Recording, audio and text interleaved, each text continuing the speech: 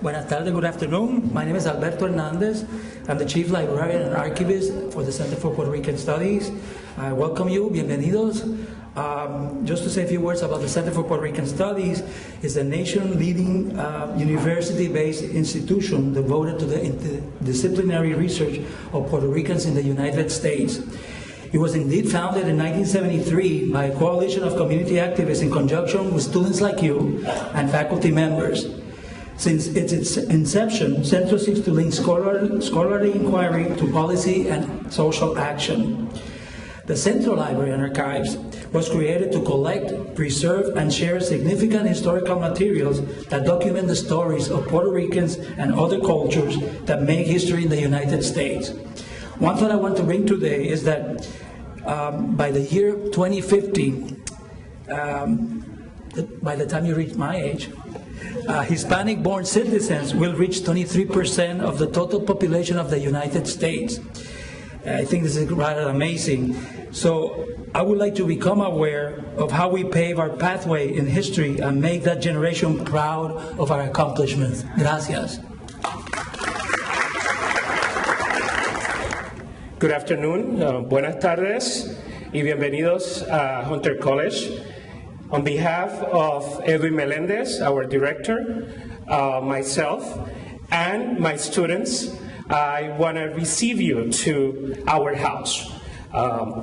This semester, I am very privileged because not only I am the media director for Centro, but I have a group of 8 students, all Hunter College students, film and media students, that are working in conjunction with Centro, HITN, or Hispanic Television Network, and the Film and Media Department, and they're producing a documentary about Clemente Soto Vélez.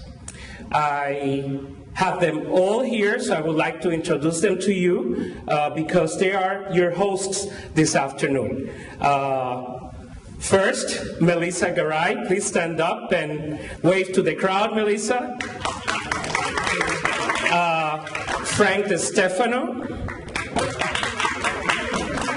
Lisette Borelli, Frankie Garcia, Diana Herrera, Walton Nunez, and Greg Chan. Also seated with them are 2 of my closest collaborators in this endeavor of the documentary, because it's a huge endeavor. Libertad Guerra and Frederick Hidalgo. So the students this semester have started with collecting information about the subject matter, or doing the research. In our business, we call it that pre-production. Then they have interviewed 14 people from all areas, from artists to poets, the granddaughter of the late Clemente Soto Vélez, and right now we are engaged in the post-production or editing process. Hopefully, by the end of this month, we will have a 24-minute documentary that we will be able to share not only with the Hunter community, but with the United States, because it will be broadcasted by Hispanic Television Network. And hopefully, next semester, we can invite people from other schools to join this program. So once again, I welcome you, and pass Alicia back to the microphone. Thank you. So right now, this is a slide of the very tables you're sitting at right now, of other people who are doing research in the library. We get users, about an average about 3,000 users a year or more. It depends on, how many people need to do, how many people have classes that are related to Puerto Rican studies, or if we have class visits or groups like yourselves. Go to the next slide, please. So The focus of our collection is on literature about Puerto Ricans in the United States and from the island. But we have a stronger focus on Puerto Ricans within the United States. So we have a lot of information on Puerto Ricans in New York and Chicago, and we also have information on other Latino groups as well, like Dominicans, Mexicans, and Cubans. And our collection is bilingual, and in some cases we even have some materials that are trilingual, like in Japanese even. But for the most part, our collection is in English and Spanish, and it's open to the public, but it's not circulating. So in other words, we don't check out our books here. Okay, go to the next slide. The collection is mainly used by researchers and students of Hunter College, and our catalog is available on CUNY Plus. Is everybody here familiar with CUNY Plus? Yeah, so you could also look up any books that we have here on CUNY Plus if you just highlight Centro in the CUNY Plus search. And even though we don't circulate our collection, you can make any photocopies of any materials that you need from our collection. All right, next slide, please. Okay, and here are some sample books that we have, and as you noticed when you came in, we have bigger examples of different books. We have books that cover history, fiction, art, hip hop, the Taínos. We have biographies, all kinds of literature within our collection here. Okay, the next one, please. And let's see. Sorry about that. We have a. Just move the podium over. That way Sure, you don't have the sure. lights in your eyes. Thank you. There you go. That way you can just stay All right. freely. Thank you so much. So yeah, we have a comprehensive collection of academic literature, mainly in social sciences and other humanities. And we have other reference materials like encyclopedias, dictionaries in Spanish, atlases, and other information on Puerto Ricans. Next slide, please. Okay, and a lot of our collection is on microfilm. Have you had experience using microfilm? Has anybody here? Now, most of the time you can find a lot of stuff on microfilm online, but microfilm is basically like an easy way to store newspaper articles and things like that. So, we have various newspapers from the island and from New York on these reels right now, microfilm, and they're a very easy way to store entire collections of newspapers. And we also have many PhD dissertations on Puerto Rican subjects. Okay, next one, please. In addition to that, we have various films, including documentaries and feature films that feature Puerto Rican actors or deal with Puerto Rican topics. Like we have, of course, West Side Story in our collection. We have The Warriors, because some actors there are Puerto Rican. But we also have a variety of documentaries such as La Operación on sterilization and various others. And we have a vast collection of periodicals, about 500 different titles, including our Central Journal, periodicals on social sciences, on music, on hip hop, on a huge variety of topics. Okay, next one, please. And we also have access to many electronic databases where you could pull newspaper articles or journal articles related to Puerto Rican studies. And finally, we have a large collection of rare books that date back to the 19th century that we keep in a special section. So if you want to access books from those, just ask us at the library and we can provide those books to you. Next one. And here are some online resources that you can use to get more information on Puerto Rican studies. I'll leave the slide up here for a little while. And we also have the Centro Facebook page. So if you're interested in becoming a member, just look us up. Just type in Centro on Facebook and you could join us, be up to date on events that we have and other upcoming presentations, book talks, and various other events. Okay, and that concludes the presentation of the library. So now I pass it. Thank you. I pass it now to Pedro, who will discuss the archives.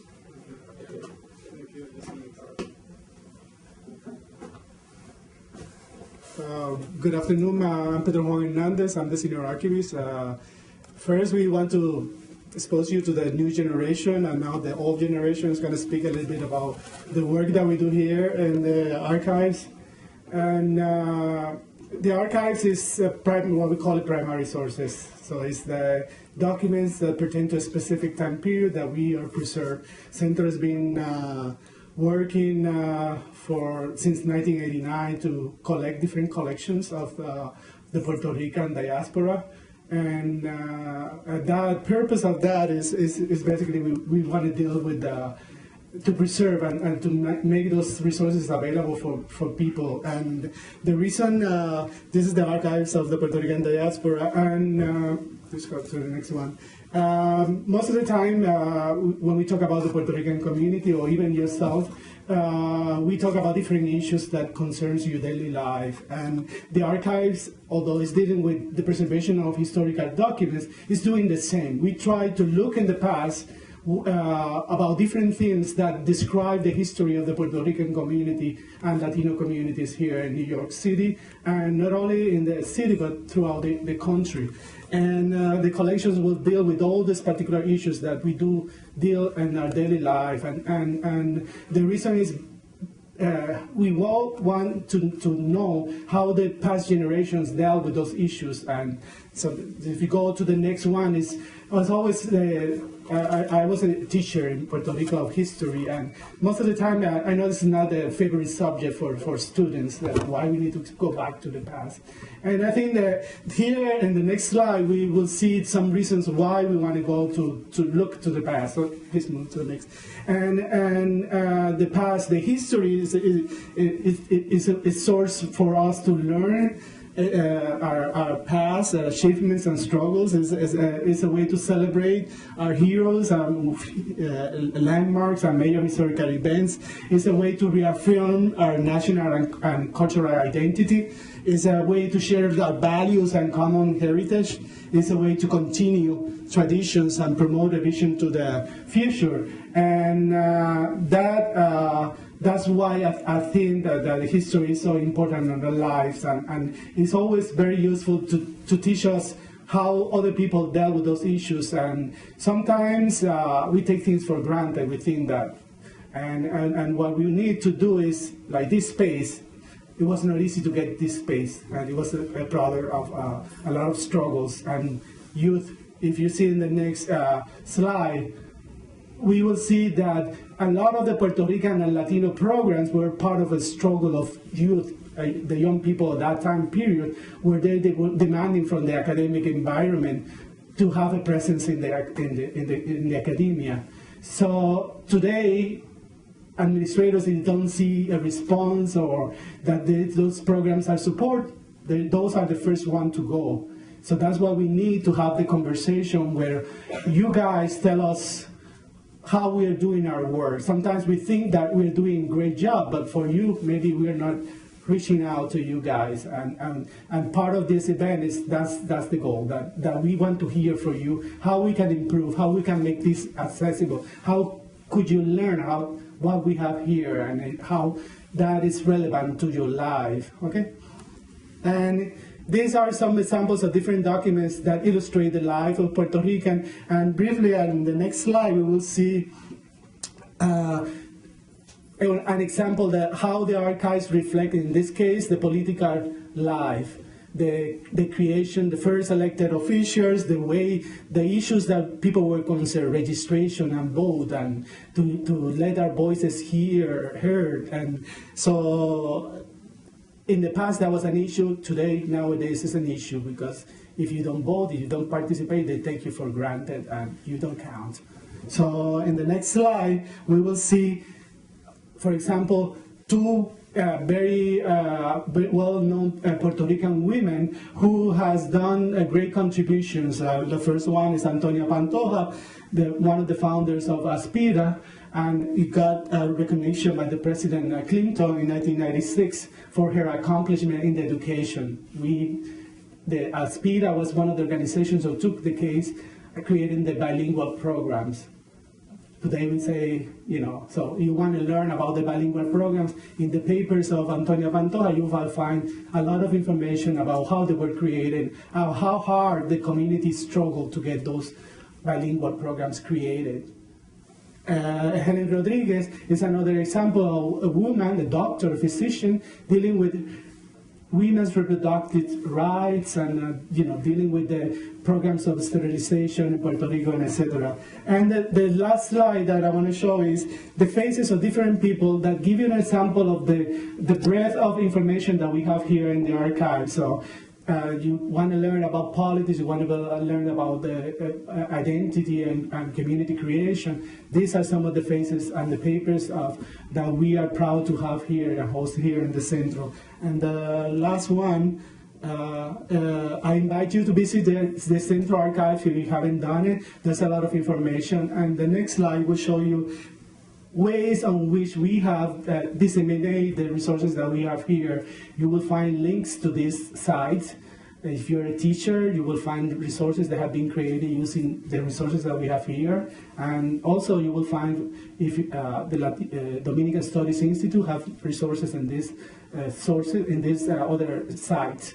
So that's, and there are also resources of other Latino groups as well. So these are links to different sites that are listed in our website, and I encourage you to visit them. Finally, I want to say to welcome you here, and I hope to keep seeing you and to call us and let us know about the services that we provide, how we can improve and get in touch with the new generation, that you are the one who is going to carry on the future of the Latino and Puerto Rican history. So we want you to be prepared to give a good fight for that. Thank you. Good afternoon, everybody. I'm going to go really quickly because I want Joe Conzo to have plenty of time to talk. I was brought in, my name is Mario Ramirez, I'm a project archivist here at Centro. I've been here for a little while. And I was brought in to talk about some of the more so-called sexy collections that we have at Centro that might appeal to the youth of today. And so first of all, I'm going to talk, and so it's just a show and tell. I'm showing you some materials that we have, and then if you have questions, you could always email us or write us or come on by again and talk to us about it again. First of all, I want to talk about the Pedro Pietri papers. If any of you know who Pedro Pietri is, he was a poet. He was one of the founders in the Rican Poets Cafe. He's really well known as one of the sort of initial founders of what's now called Islam poetry. But and he's really well known for having written Puerto Rican Obituary, which is sort of this sardonic take on the Puerto Rican migrant experience in New York. And it's really a well-known poem because it was read at the first Methodist church, I think the first Methodist church, which is in East Harlem, at one of the initial gatherings of the Young Lords. And in fact, there's a clip, if you come to the archives, we have a clip that was used at the Museo del Barrio when they did an exhibition of Pedro Pietri's artwork as well. There's a clip of him reading it at the First Methodist Church, and it's a really cool clip of him doing that. But basically what we have here is just some flyers that we have from the collection. He was also, beginning in the 1970s, he was a playwright as well, and he had several of his plays produced. Now his plays, like his poetry, were kind of absurdist and sort of vulgar and ironic and what have you, so they're really fun to read, but they nevertheless they were produced at really interesting places. I think the Puerto Rican Traveling Theater, if anyone know that company, produced some of his plays, and Jose Ferrer, the actor, Jose Ferrer, the Puerto Rican actor, directed one of his plays at some point in time with this company called the HB Playwrights Company. So as you see over here, there's a flyer for one of his plays called Appearing in Person Tonight, Your Mother, which was at this experimental space downtown called Café La Mama on East 4th Street in the East Village, as well as another performance he did with a musician at that point in time. Her name was Brenda Feliciano. Next slide, please. Here are just some additional examples of some of his activities in East Village. Now, the thing about Pedro Pietri is that he's really well known as a Nuyorican, a Puerto Rican poet, and establishing a certain Nuyorican aesthetic, but he was really an integral part of the downtown poetry scene. I think that's one of the things that a lot of people emphasize, that he wasn't just a Puerto Rican poet, that he really was active in a certain very vibrant poetry scene in the downtown area. So here, you see a flyer for a show that he was putting together with his then friend Bob Holman, who's also a poet, and it was at the gas station, which is also an experimental performance poetry space that uses exists in the Lower East Side. And if you see at the far right, there's a photograph of him taken by the German photographer Marlies Malmberg, who's documented the Lower East Side for 30 years. There's a picture of him amongst other well-known poets at the time. I mean, obviously you see Piri Thomas, but you also see, go back please. Go back. Thank you. Bob Holman's there, Taylor Mead, Allen Ginsberg, if any of you know Allen Ginsberg is there, as well as Nancy Mercado, who's also a Puerto Rican poet as well. So next slide, please. And Miguel Algarin, who was also one of the founders of the Rican Poets Cafe. This is just to quickly show you, the Puerto Rican Obituary also existed as a play, and this was produced at the Henry Street Settlement House, which is also in the Lower East Side. And you see, there was music by Jose Machado, and, set design, various people, but you know, I just wanted to show you that it was also had a different life beyond being just a piece of poetry. And then just on the far right, right-hand side, you'll see that he was also an active participant of the St. Mark's Poetry Project. And this is a poster from the St. Mark's Poetry Project. And it was like this, it was a New Year's benefit. They did this every single New Year's where they would just have poets reading for hours on end through the wee hours of the morning. And so they have names of various poets here, including several Latino poets or Puerto Rican poets, and one among them is, of course, Pedro Pietri. Next slide, please. So the next collection they wanted me to talk about was a Raquel Rivera hip-hop collection, which Raquel Rivera was a researcher here at Centro for about 3 years, from 2006 to 2009. And Raquel was, comes from the island. She moved to New York in 1994, but she was extraordinarily active in what was then called the underground scene in Puerto Rico, and which is now, I guess, interpreted as reggaeton. And so her papers, really the strength of her materials, are the countless CDs, cassettes, underground cassettes that she culled and put together throughout those years. And so it's really extraordinary because you have basically a veritable history of the underground reggaeton scene in Puerto Rico, but also you get a really extensive history of Cuban hip-hop and Brazilian hip-hop, as well as Puerto Rican hip-hop in New York City and on the island.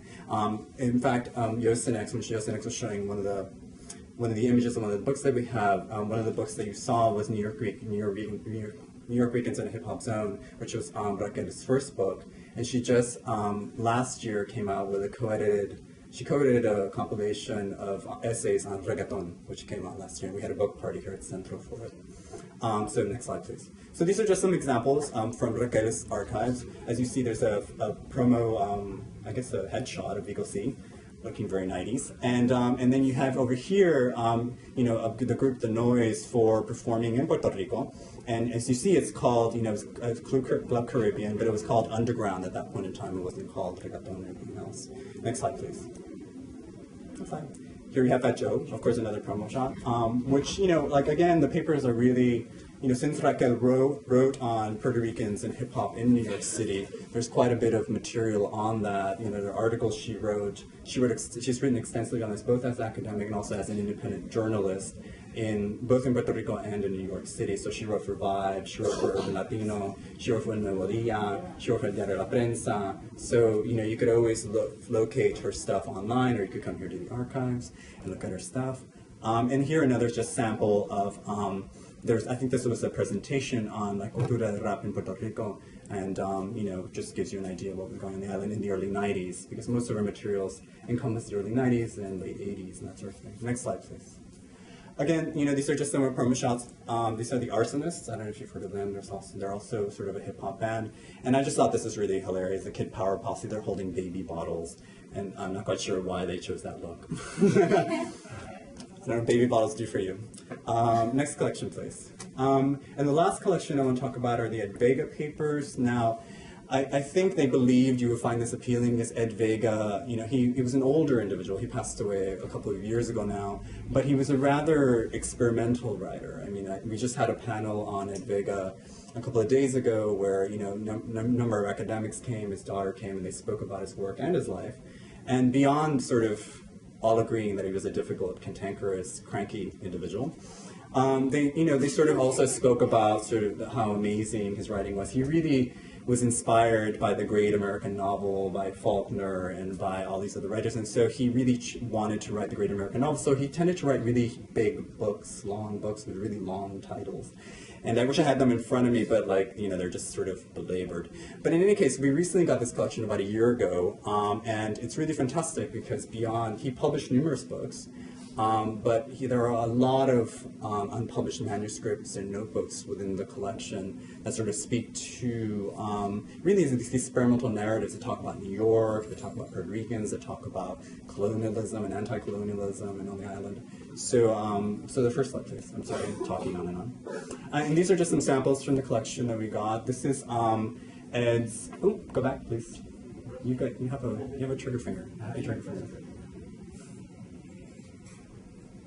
This is just, you know, his ID card when he was an airman. I think he was in the Air Force. And he was 18 in this photograph, and this photograph was taken in 1956, I believe, or something like that, or around there, 56. And then this is just a photograph of Ed at the bottom with some friends on the island. Next slide, please. This is Ed when he was young, and this is a flyer of when Ed was doing a reading in 1985, and he was reading with Nicolas Amor, who's also a well-known Puerto Rican writer. You can go ahead now. It's just photographs of Ed. Ed was also, he was one of the founders of the Clemente Sotoles Cultural Center in the Lower East Side, and he was one of the directors for about 10 years, from like 1990 until 2000 or something like that. So that collection is extraordinarily rich. It's really untapped. He's really unknown as a writer, unlike, you know, your Esmeralda Santiago's and, you know, and when you're speaking of Dominican writers, Julia Alvarez and what have you. He's kind of like, you know, on the edges in many respects, and I think that's why they wanted me to talk about him. But that said, you know, now we're going to go on to the really big shoe, as they would say, and I want to introduce Joe Conzo, who's the photographer who's featured on our walls right now. Both Pedro Juan and I worked on curating the show, and Joe was a fabulous person to work with, and I'm sure he'll give you lots of words of wisdom. So everybody hand for Joe Conzo, please.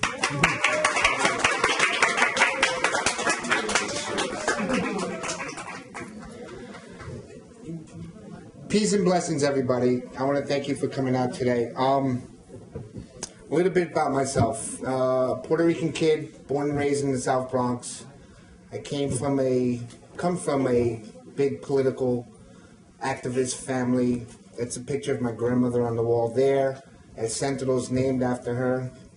Those are her words up on my exhibition over there.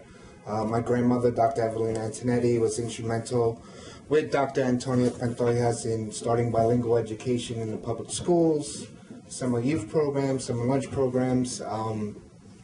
My father was Tito Puente's manager. I went to school with some of the pioneers, some of the pillars of hip-hop.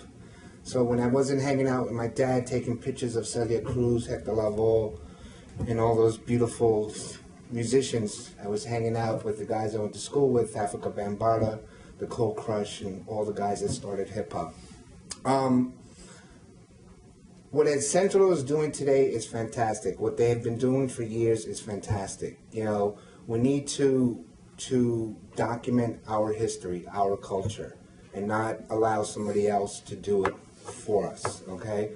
And it's important that, you know, if you love something so much, you know, your culture, your whether it be music, whether hip-hop, salsa, whatever it may be, it's important to know the roots and its origins. You know, I have a 22-year-old son today who can recite Young Jeezy and Mario and all that, but you ask him who Kool Herc is, or Africa Bambaataa is, he doesn't know. And these are the founding fathers of this global billion-dollar industry that we call hip-hop. You know, if you love something so much, know where it comes from. You know, how many people know that Tito Puente played on the first hip-hop record, Rapper's Delight? You know, that's history. That's our culture. You know, and my hat goes off to you guys, and I know you guys are from, like, different colleges and different groups, but coming together and forging a force to continue this documentation of your culture, your history, whether you're Dominican, Puerto Rican, Irish, whatever. It's important to claim or keep our own. You know, I was fortunate enough to El Centro had, for many years, they had been trying to get me to do an exhibition here, and trying to get my archives here, and it finally came to fruition a few months ago, and I hope all of you got a chance to see some of my pictures of the Bronx when the Bronx was burning, so to speak, you know, of the humble beginnings of hip-hop. You know, this is a picture of the Cold Crush brothers playing at my high school prom, you know, but this picture has been in countless movies, countless books, you know, in a whole slew of publications. And so we finally came together and we did the exhibition. And I'm honored to do something here with El Centro because, like I said, El Centro's my grandmother's, you know, El Centro's named after my grandmother here. As you saw earlier, my aunt Lillian Lopez, who was the head librarian of all the Bronx libraries, her papers are here. My other aunt, Elba Cabrera, her papers are here. So it's important that this continues. It's important that what you guys are doing continues. It's important that you guys continue to reach out amongst yourselves and grow and pass that knowledge, pass that history on to others, and just grow collectively, you know. I was fortunate enough to be a chubby little kid with a Angela Davis afro walking around taking pictures at a young age. And never in my wildest dreams that 30 years later, I would have put out a book called Born in the Bronx. And that book has brought me to Korea, Japan, Amsterdam, London, going to Germany in September. I mean, it's just been a blessing. It really has. That's about it. You know your history. You know, document your history, document your culture. Be proud of who you are, whoever, whatever you are, and do it, and go forward, and God bless.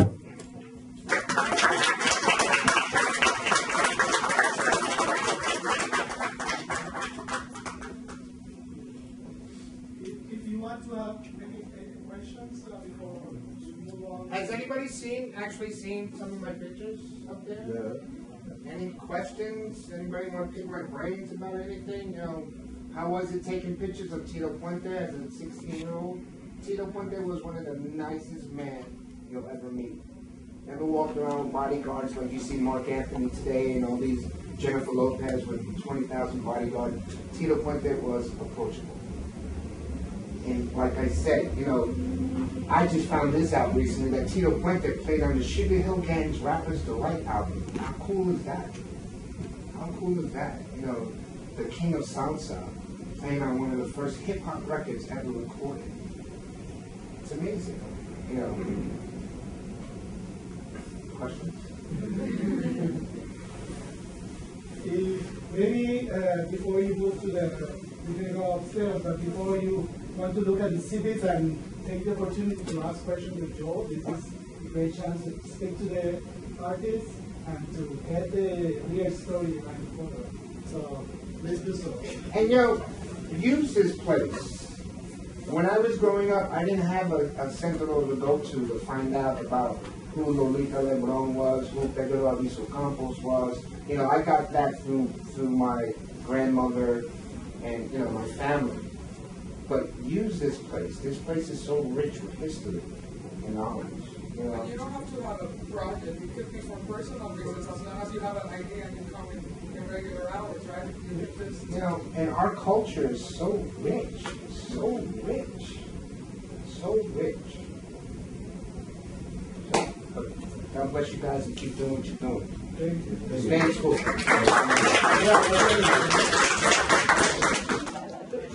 Once again, welcome to the first Puerto Rican Boricua Student Summit sponsored by Centro de Estudios Puertorriqueños. We are very pleased this afternoon to have not only an art collection by Art Sin Fronteras. Now I want to invite Mr. or Mrs. Rodriguez. She wants to say a few words. Mrs. Rodriguez, please.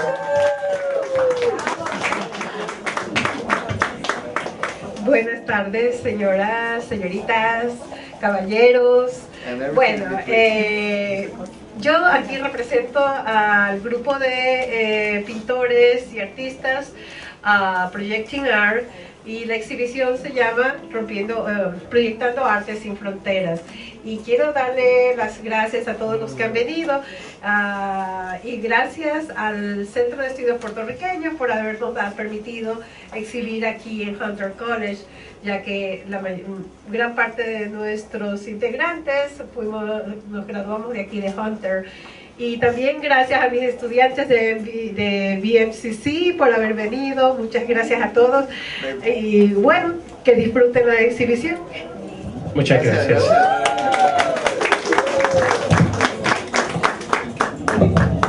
So this afternoon we are also very privileged to have with us one of the most famous Puerto Rican singers of all times. Roy Brown is a household name in Puerto Rico. He's a composer, a singer, a fervent believer in the cause for independence of Puerto Rico, and some of his songs have been performed by several renowned international artists. Roy Brown was born in Orlando, Florida. His father was a naval officer and his mother was a Puerto Rican. most important. And Roy Brown grew up in the United States and in Puerto Rico. In the 60s, he enrolled at the University of Puerto Rico, and he enjoyed writing poems while he was a student. In the 1970s, he began his career putting music into those poems. We cannot say the name Roy Brown without mentioning La Nueva Trova. That's one of the things that he's very known for. And without any further ado, I would like to introduce you to Mr. Roy Brown. Hey, Roy. Thank you, Mr. Brown, for being with us this afternoon. Traje la guitarra. So, tell us a little bit about you, for those young people here who don't know who you are. Okay. Well, I'm like a hybrid, a mixture of the blood of my father that was from Cleveland, Ohio, and my mother that was from Ponce. They met when the Second World War was ending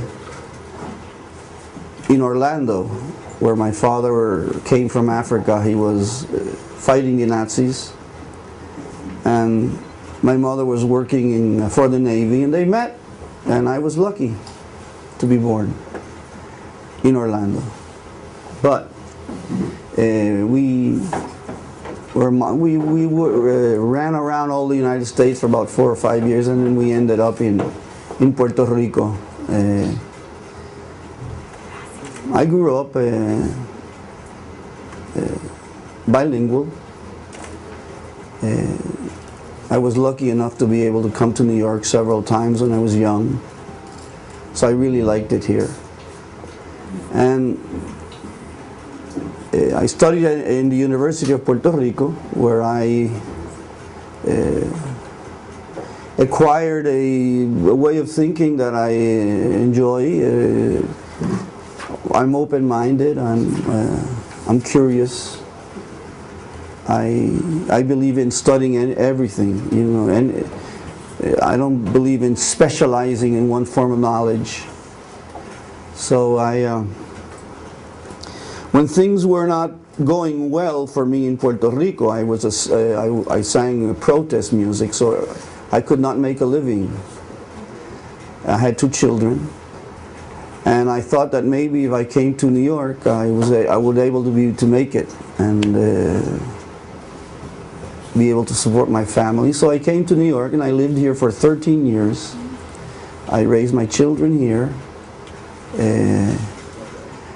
and it was a great experience. I met many artists. I traveled, and I really liked. I learned a lot about diversity and the mixture of different races and different cultures, which is one of the fascinating things about living in New York. But I returned to Puerto Rico in 1989, and I've been living there ever since. I used to travel a lot, but not that much. Now I live up in the mountains in the western coast of Puerto Rico, in the area known as Mayagüez, and I have a kid. He's 4 years and a half, and a daughter that's 9, and I'm working very hard to learn how to become a farmer. I'm 65 years old, and I'm glad to be here.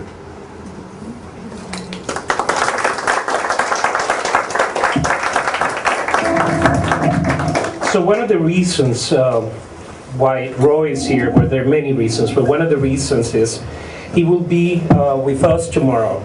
As I mentioned early on, we're doing a documentary about Clemente Soto Vélez, the late Clemente. And Roy has put music into some of Clemente's poems.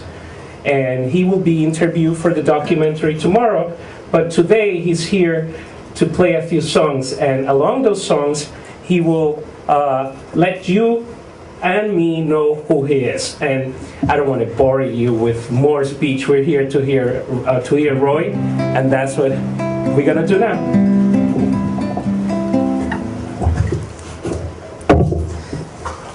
I believe that Puerto Rican music is one of the most advanced experiments in music and art, because it's a fusion of many different influences that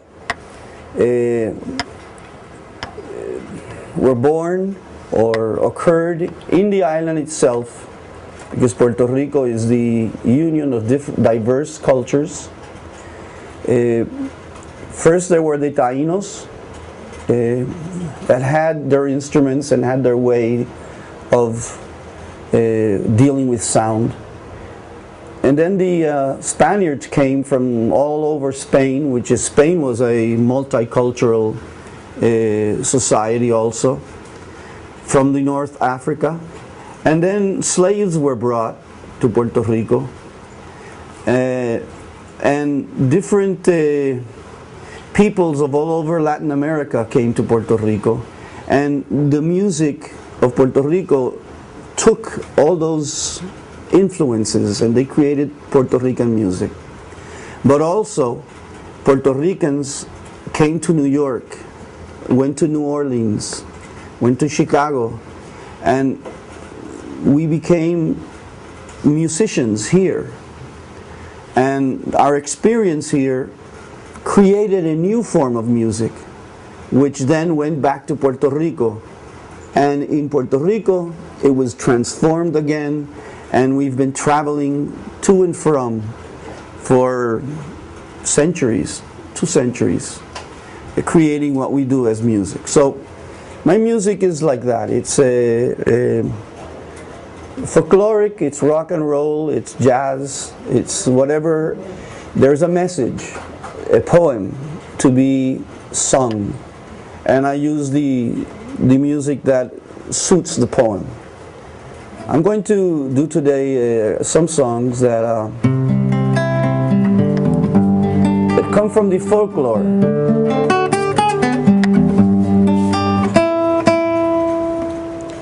And one of the most important forms of poetry that's occurring in Puerto Rico right now, besides reggaeton,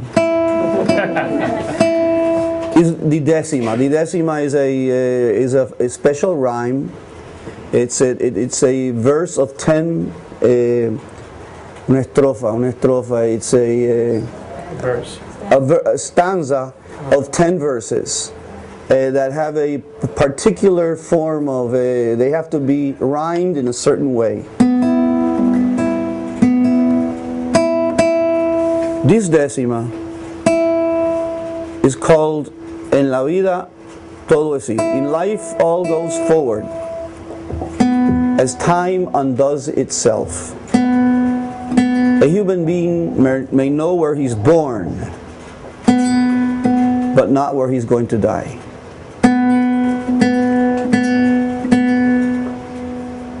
It's the airplane. I got up this morning at 15 minutes to 4. I drove 2 hours from Mayagüez to San Juan. I took an airplane. Then I was lucky to find a taxi in the airport, and I came here. So the guitar is suffering from all that travel. Pardon my English. I haven't spoken English in a very long time, but I'm bilingual. Es que no se me quita la cosa esa de el acento puertorriqueño.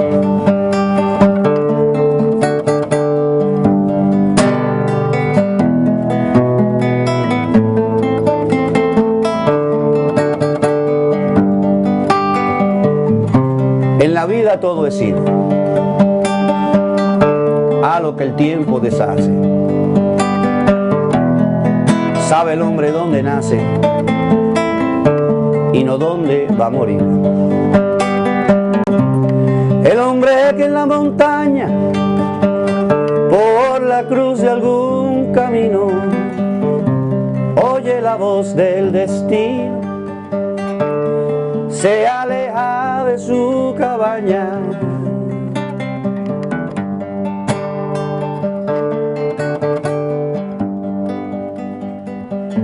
Y prosiguiendo su hazaña, se dirige al porvenir, una esperanza a seguir, mas no ha de volver la cara, pues la vida es senda rara. En la vida todo es ir.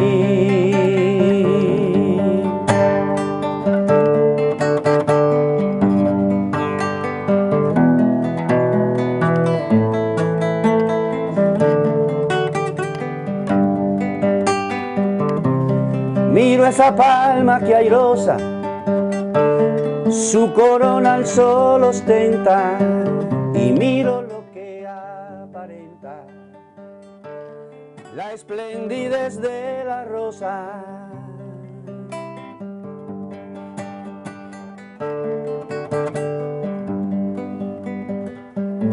Contemplo a la niña hermosa, riendo a lo que le place, y lo que el viento le hace a la hoja seca del jodo.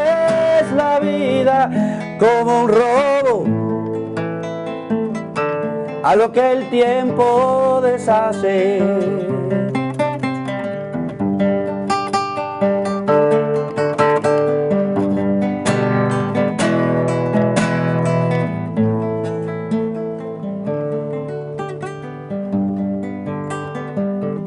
Tuve un hermano que dijo, cuando salí de Collores, así cantó sus amores al valle del que fue hijo.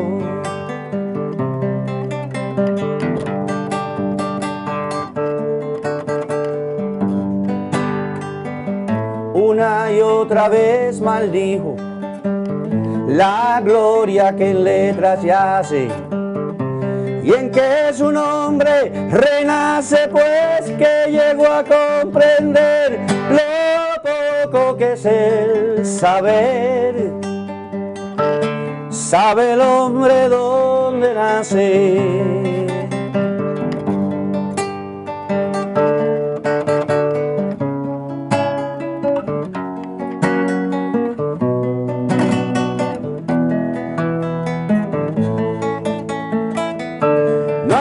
Un solo camino que se quisiera tomar, mas la suerte del andar maltrata y confunde el tino. Nadie niegue su destino, es que ser hombre es seguir, y un ideal perseguir por la vida hacia adelante, sabiendo lo que fue en antes y no dónde va a morir, sabiendo lo que fue en antes y no dónde iba a morir.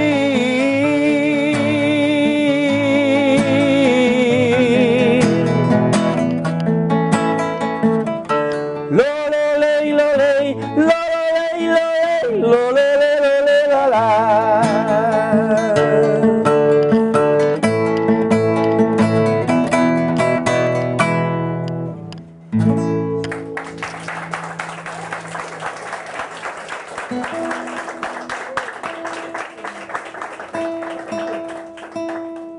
This next song is called Boricua en la Luna. And Boricua en la Luna, you can translate that. It's Boricua in the moon. It's an exaggeration, but it is a story. It's a song that tells the story of a young Puerto Rican, Boricua, who was raised in New York. His mother came from Aguadilla, very young, to work in a factory. His father also came to work in a factory from Las Marias. And they died when he was young, and he was raised by his grandfather here in New York. And his life struggle is to understand who he is and where he came from. And I guess by understanding who he is and what his roots are, become a better person and get rid of his anger, because he is very angry. Boricua en la luna.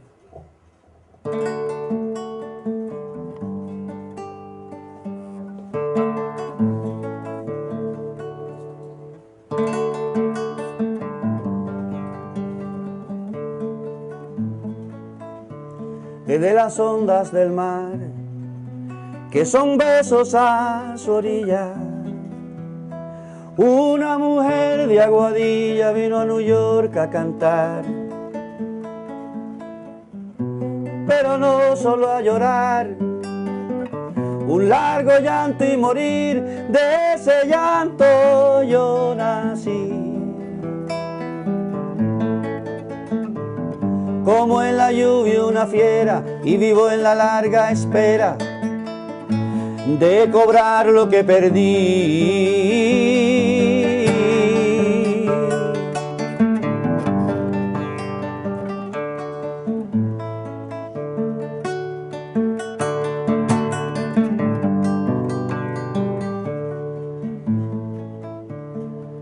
Por un cielo que se hacía más feo, más volaba, a Nueva York se acercaba un peón de las Marías, con la esperanza decía del lago de a volver, pero antes me hizo nacer. Y de tanto trabajar se quedó sin regresar, reventó en un taller.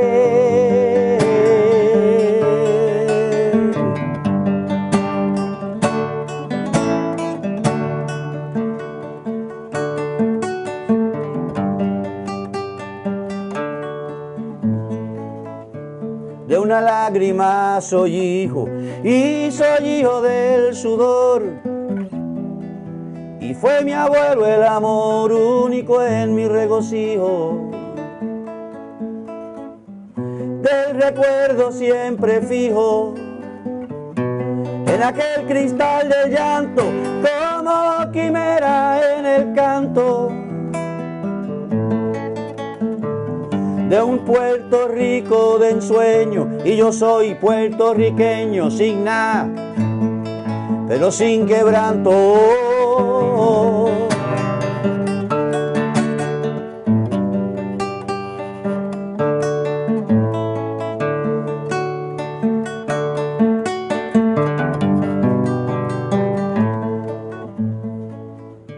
Y el lechón que me desmienta, que se ande muy derecho, no sea en lo más estrecho de un zaguán, pague la afrenta, pues según alguien me cuenta, dicen que la luna es una, sea del mar o sea montuna.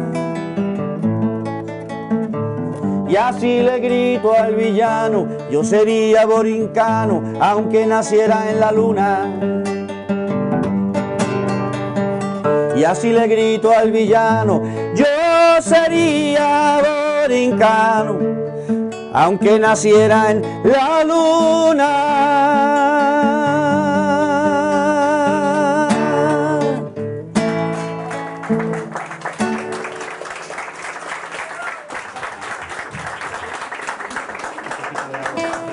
Bueno, antes de pasar a una sesión de preguntas y respuestas, para que ustedes me pregunten y yo les respueste,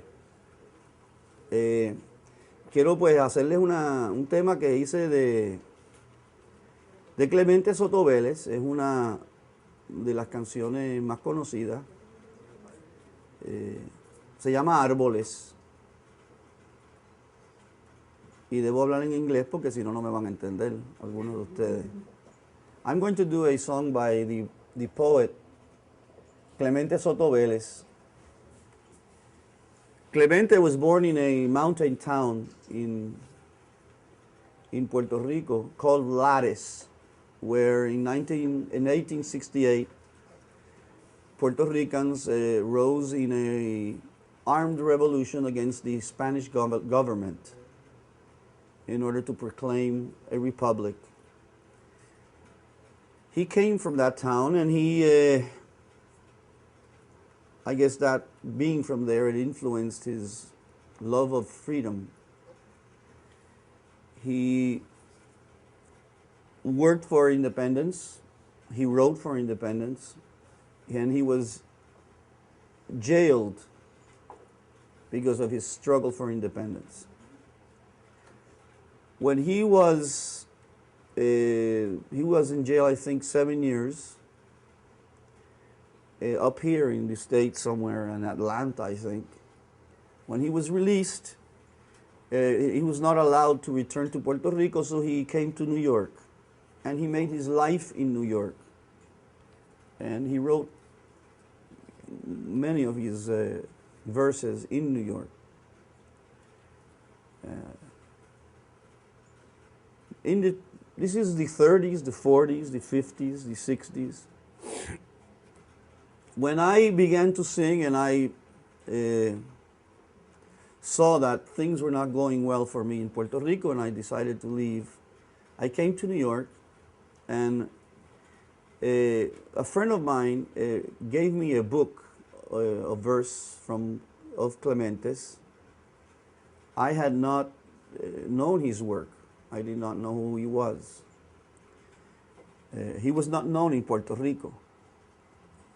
But he was known here because of his generosity, because he worked organizing the Puerto Rican communities.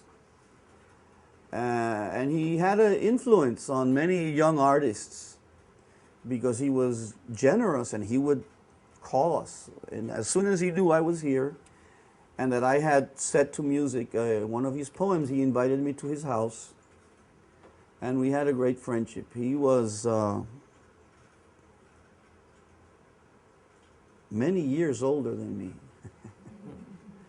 But it was fun.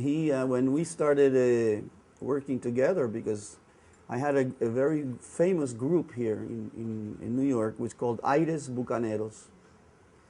And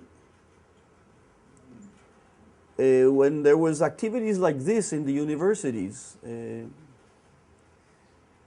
and the Puerto Rican students were struggling to get into the universities, many events were organized, and we would go and sing, and Clemente would speak. He was a great speaker. He was so bright and fiery and dialectical. As his poetry, he's always showing you not to be afraid of contradicting yourself. The important thing is to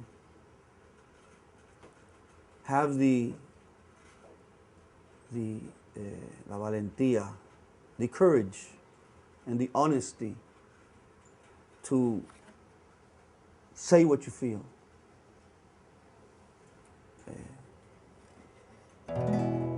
Ok, vamos para allá. Árboles.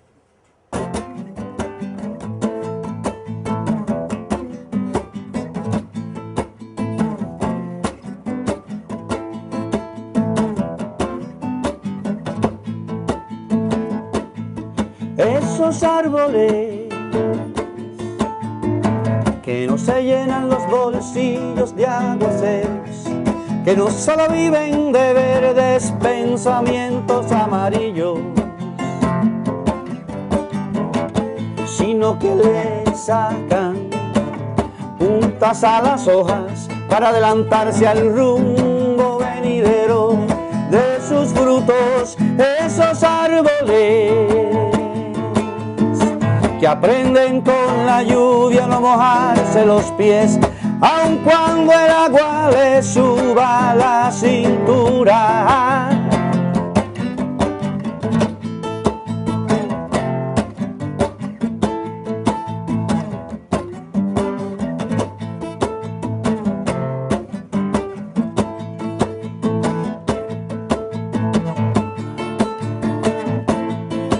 Esos árboles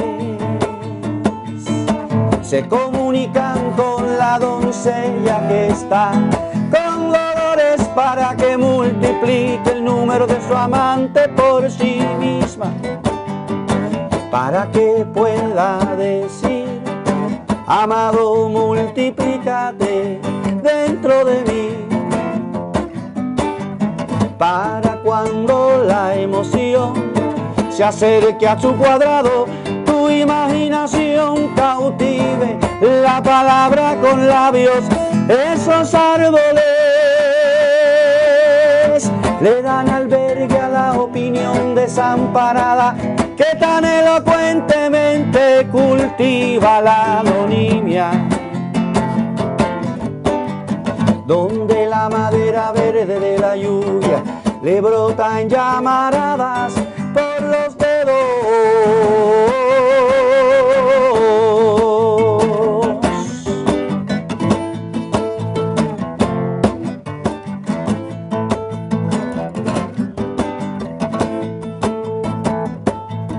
Aquellos árboles producen la tela incombustible de su fuego, con la nieve imposible del verano, con lo que sucede en la noche de abril de cualquier mes de mayo, para que lo imposible escale en el gozo de su desventura, la cima infranqueable de lo que la claridad no deja ver. Aquellos árboles ponen a madurar su ir en su venir, aprendiendo a salir en su llegar. Aquellos árboles ponen a madurar su ir en su venir, aprendiendo a salir en su llegar.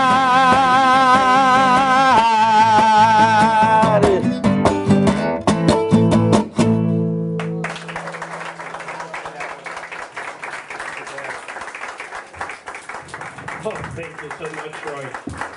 I met him briefly before, and he said, wait until I start singing, and then people know who I am. And that's totally true. I mean, an amazing song. I had all these questions that I tossed, and I'm just going to ask you I knew that was going to happen. one question. But it's good to have a libretto, because at least there But just you know one- what to toss out. Yeah. No, but one question. What inspires Roy Brown? Everybody has a muse. What inspires you to sing, to write, to play music? Well, I'm 65 now, so things change. When you're young, you have certain ideas and certain things and certain emotions. Many times they're uncontrollable, and you don't know what to say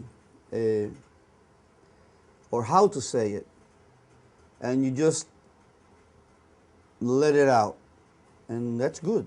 It's good. So I would say that my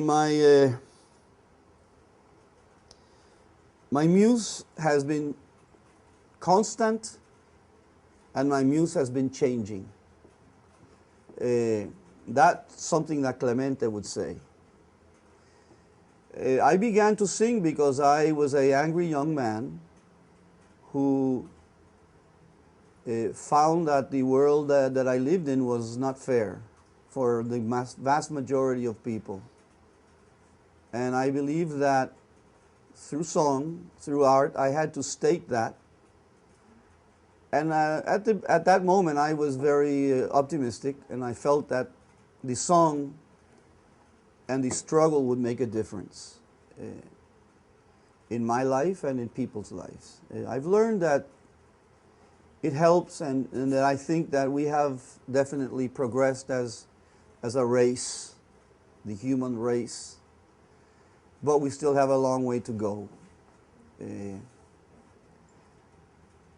I began to sing songs of protest,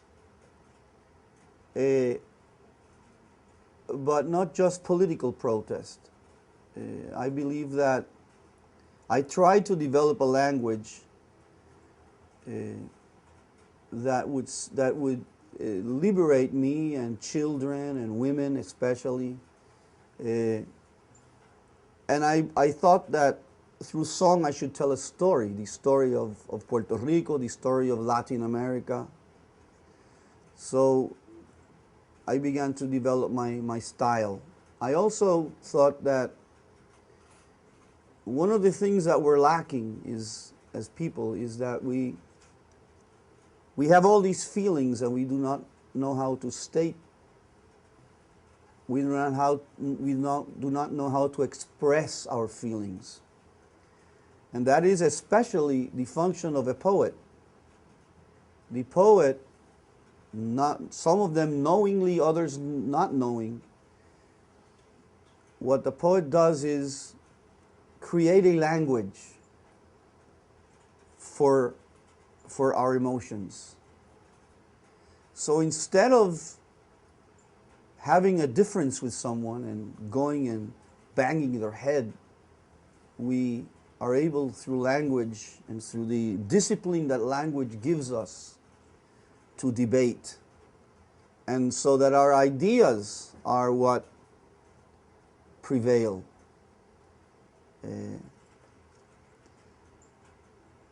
So that's how I've tried to live my life as a musician. Trying to, through my music, satisfy myself. Because I like to do what I do. I like to sing. I feel great. Like most singers. But also I feel that through music you can make people stronger. You have to have a life that is visual and social, and that everybody looks and sees, and that's who you are. But you're also a person that is constantly talking to yourself. And you have to have an internal language. And through poetry, and through music, and through song, I think I help people become stronger themselves and to have a language that is internal, that is yours, that you are able to talk to yourself without being confused. So that's what I try to do. Roy, in my introduction, I mentioned that it's impossible to mention the name Roy Brown without saying Nueva Trova. For me and for everyone else, can you explain what Nueva Trova is? You said it, I didn't. Somebody wrote that. I don't know. That without you, in order to mention, if you mention Roy Brown, you mention Nueva Trova. People have the necessity to label things, and so Nueva Trova supposedly is a form of song that is new, but that is anchored in a movement that's older. For example, in Puerto Rico, we use the term Nueva Trova. I know this is new to some of you. We use that in order to express a movement of singers that rescued our folklore, but set it to a different form of music, more like rock, folk rock, and was identified clearly with the movement towards independence and the defense of our culture, the development of our culture. The Nueva Trova is something that actually comes to us through Cuba, because they had the Cuban singers had this thing of trova. In Puerto Rico, we had something that we called Canción Protesta, protest song. And then we had something that we called Nueva Canción, a new song, a new form of approaching writing songs. But then, with the triumph of the Cuban troubadours commercially all over Latin America, somebody decided in Puerto Rico to call what we do Nueva Trova.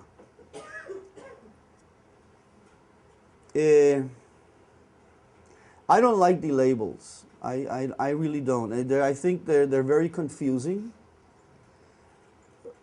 But I guess the historians have to have to use certain things in order to explain. But I didn't write that. To say Roy Brown Nueva Trova. Pero para adelante. No, I found that in my research about you, Roy. Sí, yo sé. No, I've heard it before. Okay. Like I went to Caracas 2 weeks ago, and they had a festival, and the festival is called La Canción Contestataria, el Festival de la Canción Contestataria. How do I translate that? You're going to see the defect of the name as soon as I try to translate it, because it's the festival of the song that argues, that talks back, contestataria, that answers questions. You see, I immediately said I don't. This is not what I do. I do it, but that's not very artistic to call a song contestataria. But you know. So as you know, I think that what we do is we write songs. That's what we do. We write songs. So I'm a songwriter. That's what I do. I'm part of a movement worldwide of people who are in love with songs. It's something that the human being does. The only thing is that what I do is I do songs that reflect the reality where I live in. And I'm against certain things, so I use songs to express my emotions. I write love songs also, because love songs are also very important, and I sing them too, you know. So, but I've never been known for love songs, but I've written very beautiful ones. Will you take? Will you take requests or I put you in the spot? You want me to sing one? Okay, Yes. I will. Not to me, por favor.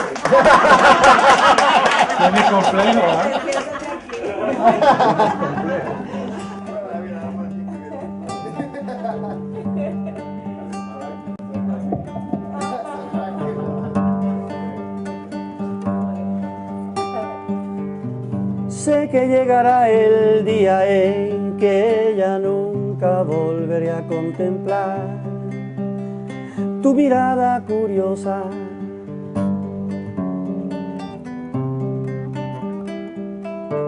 Y asombrada, tan solo en tus pupilas compruebo todavía sorprendido la belleza del mundo, y allí en su centro tú, iluminándolo. Por eso ahora, mientras aún es posible, mírame, mirarte, mírame, mirarte, mírame, mirarte,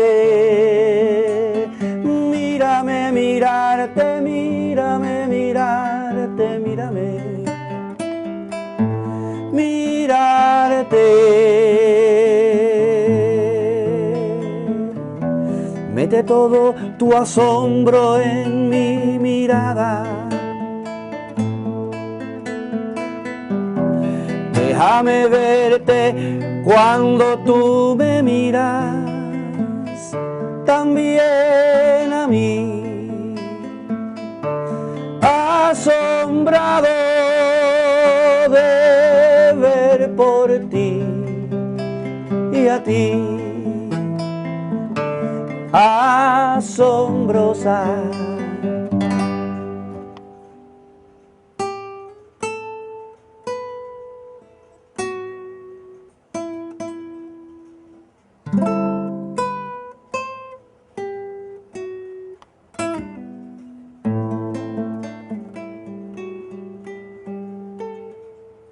Tan solo en tus pupilas compruebo todavía sorprendido la belleza del mundo, y allí en su centro tú, iluminándolo. Por eso ahora,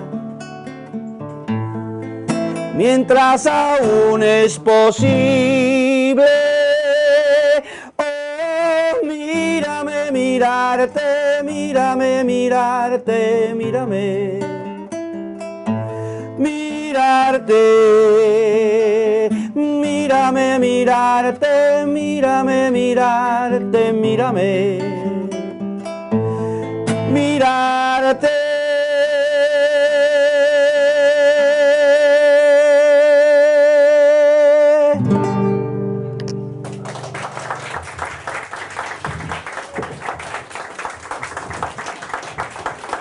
So Roy, as you know, this is the first Puerto Rican Boricua Student Summit that Centro sponsors. And we're very, very happy to have you here. But since it's a student endeavor, I would like to invite, one or two students who would like ask something to Roy Brown.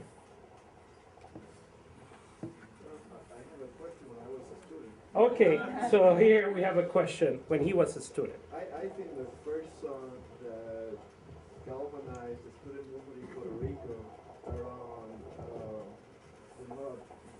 Nueva Canción was Mono.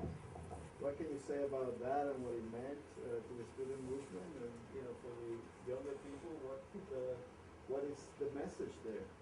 I'm also revealing a little bit about myself, but that's okay. Well, the song is a song that occurs within the context of the War of Vietnam. You've heard about that war. And young Puerto Ricans were, at that moment, there was something called the Servicio Militar Obligatorio. You were obliged to join the army once you were 18. You had to go. So there was a strong movement in Puerto Rico of young people refusing to go to war. But also there was the war itself. The whole world was organizing a protest movement against the fact that the United States had invaded Vietnam and was fighting there. So this song is about a young Monong who grows up poor, who grows up without knowing exactly why he is born or where he is, and all of a sudden he's forced into the army. He's forced to fight a war that has nothing to do with him, which he does not understand, and through that process he becomes educated, and he educates himself. So in a way, something positive comes out of his life. He becomes aware. He's not just a victim, but he becomes aware, and he decides that he is going to denounce the reality that has forced him to fight a war and to ignore the fact that he is part of humanity.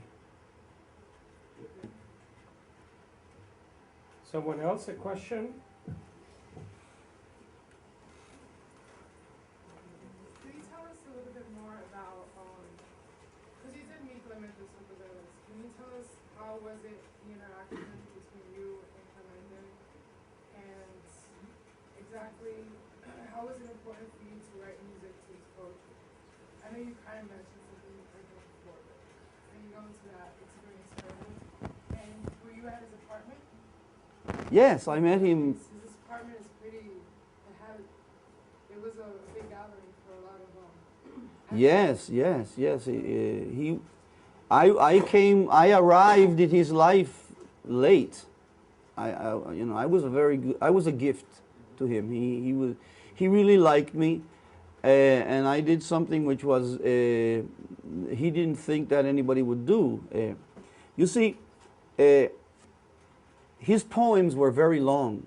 They're not suited for song. You can't take a poem of his and set to music. So what I did was choose from a book. I would choose something, and from there I made my first song. And I recorded it, and it was a very beautiful song called Caballo de Palo. So he invited me to his house, and the reason I did it, because I don't know, I didn't know who he was. I just read this poem and I said, wow, this is an incredible poem. I had set music to poetry of many other poets, but the poem was, it was there, and I was able to do it easily. This was more difficult because I had to choose. It was a beautiful process because it forced me to, I went to a teacher, a guitar teacher and a music teacher, and I learned something. I learned something of music and harmony. It was a month process getting ready to do this. And then when I finally met him, it was like una bendición. It was like a blessing. First of all, because of his history, who he was, and he was like someone who see, I left Puerto Rico and with my family, and I really, literally, the first months I would go with my guitar and sing in a corner and put my hat to make money so I could have money to buy food. Literally, I had to do that. And sing in the subway, and it was not easy. And having to leave my country and feel that I had worked very hard, and to feel that really nobody was paying attention to what I was doing was difficult. I was not a hit. I wasn't writing hit songs, and people were, yeah, Ray Brown, we want to pay you to sing, And he was really a person that he backed me up. I had friends who flew all the way from Puerto Rico just to hold me together, Say, don't worry, you'll do all right. But here I met him, and it was great. His wife, Amanda, was also so enthusiastic. I had a group, it was called Ides Bucaneros, I told you, and he was like, when we had a concert or anything, he was the first one there. So it was and then the difference in age was really, I guess he was 40 or 50 years older than me, So that also helped me understand certain things. Another question? Libertad? Did I answer your question? Because it was a very long question. I did. Okay, good. So would you say that his, in some ways, he continues to inspire you to this day, in terms of just thinking about today's current social issues in the United States, Puerto Rico, around the world? Oh, he's still with me. Yes, I remember him as someone who's with me forever, because I'm in debt. And see, the thing is that you do what you do, and you feel that someone who's older than you says you're doing it right, you're doing well, and it helps. It helps. It stimulates you, and I will always remember him for that, because I was on the borderline, you know. Did other international artists that you later on collaborate with, did that brought Clemente to the light of other people that wouldn't have known him otherwise? And how did they react to those poems, Caballo, Palo, Árboles, like from like knowing maybe a Puerto Rican poet that many other Latin American artists didn't necessarily know unless it was through your song? Well, our record, the record that Aides Bucaneros recorded, it was, the name of the record was Aides Bucaneros, sold fabulously well in Mexico. We were a hit in Mexico for many years. We sold over 80,000 copies of Nueva Canción, Nueva Trova, which is a lot. And one of the beautiful songs was Caballo de Palo, because that's the opening song of the record. But also, when Clemente moves to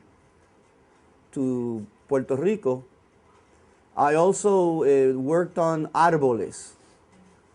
And Árboles also was one very large poem. So I chose certain verses and I set it to music. Well, that song became very famous because I recorded it with Silvio Rodriguez, who's one of the most famous singers in the world. So when he heard the song, he loved it and he said, I want to record it.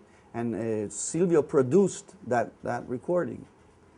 So that says a lot right there. That answers your question. And how was that also creatively producing? With what other artists did you maybe collaborate while being here in New York? Well, the first thing I can tell you about Clemente's reaction to Árboles was that he said, but why did you include these verses? Why didn't you include these others? I would have done it this way. Why didn't you do it this way? He wanted me to include other stuff.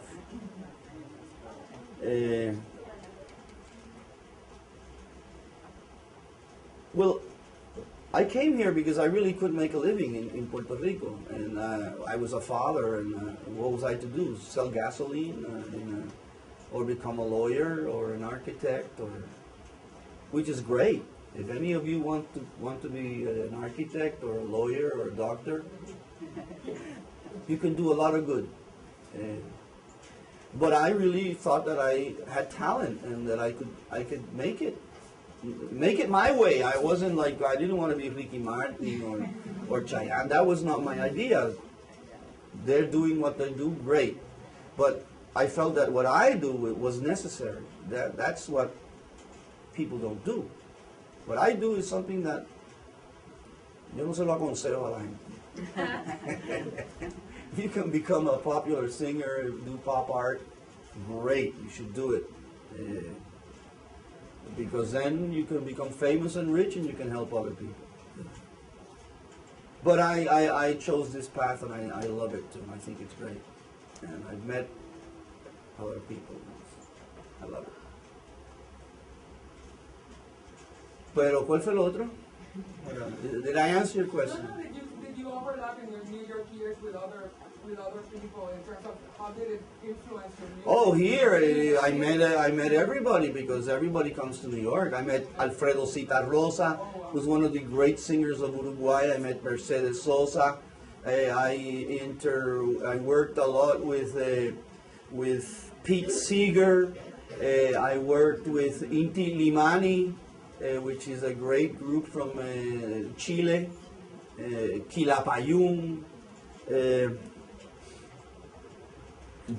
I met Jackson Brown. I met Guadalajara from Nicaragua. So I met everybody in New York, and everybody came to my house, and I prepared a special dish for all my visitors, which was called Plátanos a la Tikis Mikis.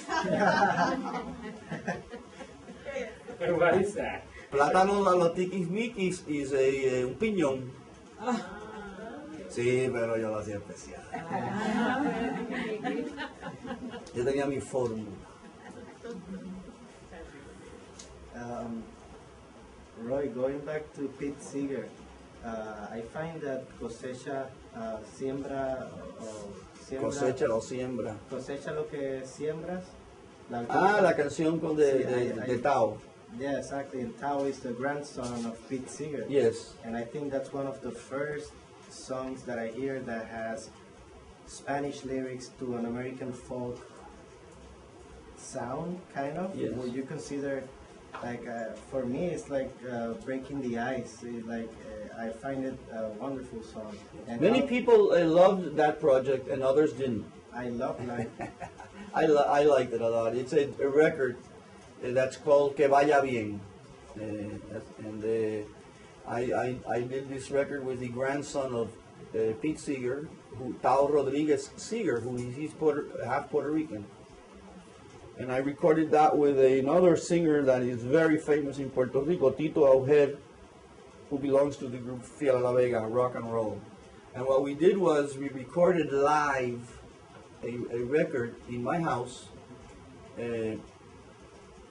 We combined the banjo and the charango, and Latin percussion, and the songs were written right there, and we recorded them.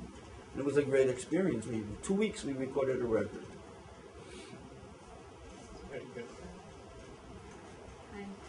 I just want to say hello to Roy, and also I have a question, but I don't know if you already covered this because I was late. I'm sorry I was late. But I would like to know if you can address the issue of the relationship between Puerto Rican culture, the relationship between the culture in Puerto Rico and the emerging forms of expression amongst Puerto Ricans in the United States, including regarding the language, because that's sort of like polemic sometimes, and I would like to know from you. I addressed that, but I addressed it in the context of discussing the song movement, but I'll repeat myself. I think it's important that our artistic endeavor as a people is intimately related to the fact that there's 1 million Puerto Ricans living here. Our music is Puerto Rican from Puerto Rico, and the influences are very clear in terms of what came from Europe, what was left over from the Taínos, from the Araucas, really, what came from Northern Africa, from the Arab influence, because there's a lot of Arab in Puerto Rico, Puerto Rican music. The Africans from the south of Africa, the slaves. But all of that came here. The musicians came here, and here they received all these other influences from people that came from other islands. And that returned to Puerto Rico, and then there's always been a coming and going. And that's, you cannot understand the fact that Puerto Rico has such a strong movement called reggaeton if you don't understand that from what the hip-hop movement here, which was born really when La Nueva Canción was beginning and salsa was beginning to become very famous. Hip-hop, it was also done by young Puerto Ricans.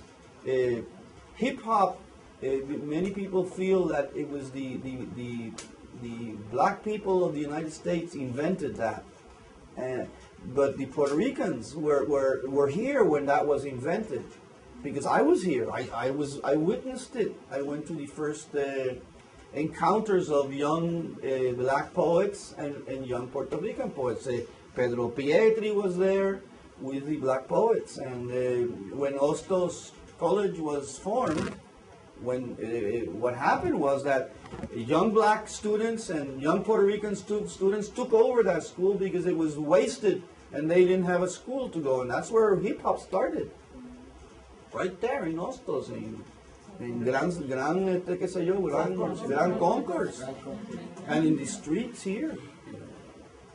So we have reggaeton because we have hip hop, and we have reggaeton in Puerto Rico because Puerto Ricans lived in New York. So if Puerto Ricans had not lived in New York, we would not have reggaeton.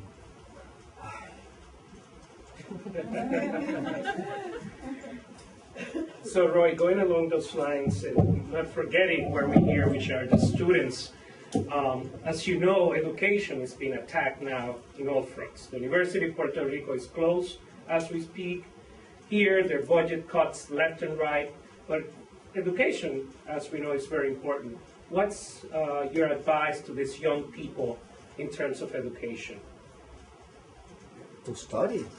Well, no matter what, if you have to starve to death, starve, but study. The world has progressed because young people have starved in order to study, in order to acquire knowledge, and in order to acquire a capacity, a profession, in order to advance humanity, you know. So I would advise people to starve to death, but study and make that a vocation. That it would, the good days will come, you know. When you sacrifice yourself and when you are steady and when you're consistent. Sometimes you want to give up, but if you don't, things are going to work out. You know, unless somebody comes up and shoots you in the head, I mean, you can't, what can you do about that? You know, or if the airplane falls, or, you know, there's nothing you can. But if you are consistent, and having a party once in a while is great, and having un palito, a drink, but really it's not that important. It's not really that. You have to be disciplined. Well, party once in a while is great, but you can't live your life for a party. You know, the reason humanity exists is because the tribes, the small groups of people, they gathered food for a year. They worked every day. They protected themselves from the huge animals and from other tribes, you know. And then they would have a huge party once a year. You know? That's why we exist. Fortunately, like all good things have to end. And but we will go for one more song. No. Just to close this in a very upbeat note. Thank you so much, Roy. Thank you guys for being here. Oye, árboles hay que grabarla de nuevo, ¿sabes? Porque como estoy tan cansado, me equivoqué mucho. Yeah, you know, I told you that I woke up at 15 minutes to 4 to drive from Mayagüez to the airport in San Juan. I'm kind of beat. This song is called Electrochócame. It's a new song. Very good.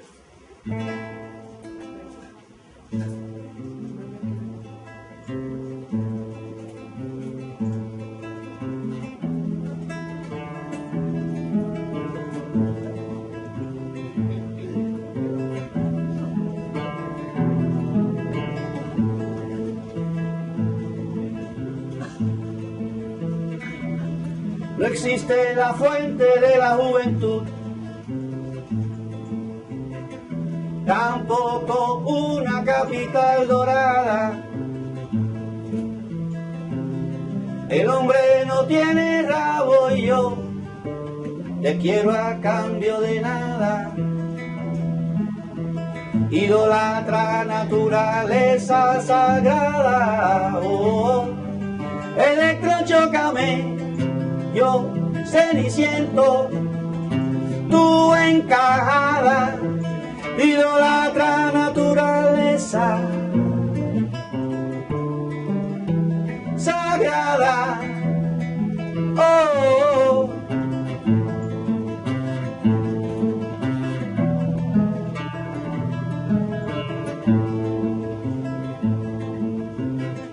Cristóbal Colón llegó sin visa,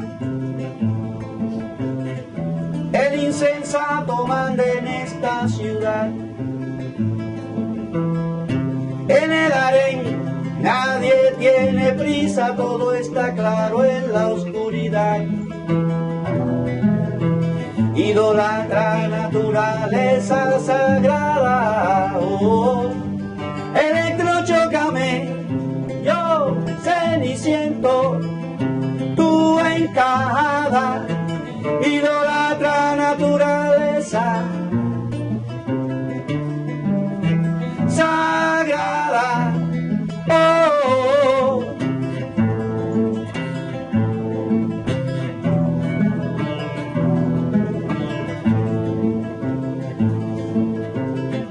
ya tiene su discurso el senador.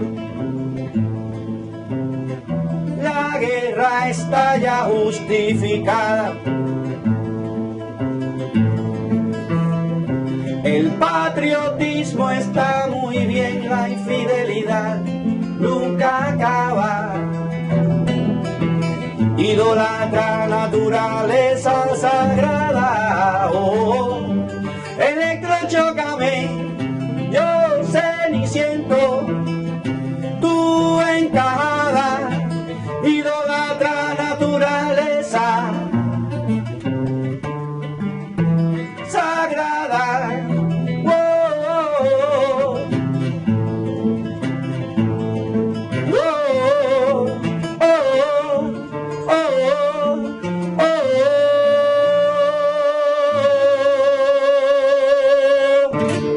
La bruja vence al monoteísta. ¿Será posible que Dios no exista? Habrá quien pueda explicarlo todo. Se desnuda una santa, yo pierdo la vista.